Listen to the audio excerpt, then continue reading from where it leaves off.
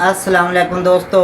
आज दसना ये है कि अगर गड्डी धुआं मारती होवे तो उनका जरूरी किहड़े काम किहड़े अपन लाजमी चेक कराने चाहिए ने।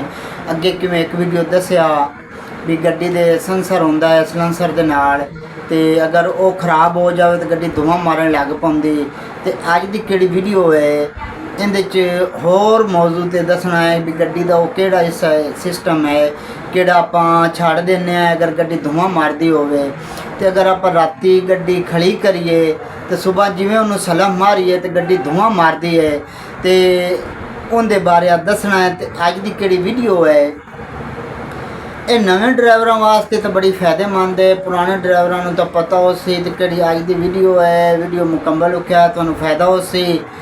तो दसना अज है भी गड्डी अगर रात में आप खड़ी करने है ना तो सुबह में जिमें सलम मारने तो गड्डी धुआं मारती है तो उनका की मसला हो सकता है। उनका मसला एक भी हो सकता है कि अगर आप रात में गड्डी खड़ी की है सुबह उन्होंने सलम मारिया तो गड्डी धुआं मारती है। जब वैसे आप गड्डी 2 या 3 घंटे खड़ी कर देने चला के जो उन्होंने दोबारा सलम मारने आए तो गड्डी धुआं मारती है। तो जो जिमें थोड़ी जी गर्म होंदा इंजन तो गड्डी धुआं मारना छड़ जाती है। जब आप रोड पर चलाने तो चलावन के नाल गड्डी धुआं मारना छड़ जाती है। तो राती खड़ी होंदी तो इदा ही आप सलम मारना तो गड्डी धुआं मारती।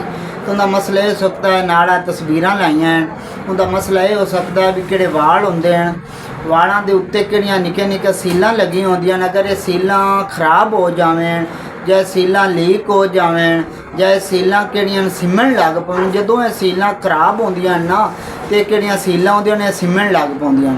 जदों ये सिमण लग पाउंदियां हैं तो मोड़ किहड़ी गड्डी है धुआं मारदी क्योंकि इत्थों किहड़े पिस्टन होंदे हैं उन्हां दे उत्ते मोबलैल जान लग पाउंदा है। तो इहदे नाल गड्डी थोड़ा जिहा मोबलैल भी घटावन लग पाउंदी भी काफ़ी घट सारा काफ़ी ज़्यादा चलाओ तो मसलन इतना फर्क अद्धा लीटर जब दे लीटर नालों भी घट किहड़ी गड्डी है तेल घटा जाती है। तो किहड़ियां वालां ते सीलां होंदियां जदों ये लीक हो जावें खराब हो जावें तो गड्डी धुआं भी मारन लग पाउंदी है।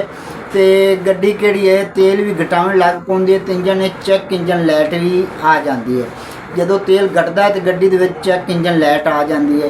किहड़े वालां ते सीलां होंदियां ने ये चेंज करवाइया करो। अगर गड्डी धुआं मारती होवे तुहाडी गड्डी धुआं मार रही है रात नूं खड़ी कीते धुआं मारदी ते सलम मारिया तो उनके किहड़े वाल हैं होर कुछ भी ना कराओ वालों के उत्ते किहड़ियां सीलां ने इन्हां चेंज करा लो तो किहड़ा गड्डी धुआं मारना है छड़ जासे। तो वीडियो मुकम्मल वेखी करो तो वीडियो लाइक भी किया करो। ओके अल्लाह हाफिज़।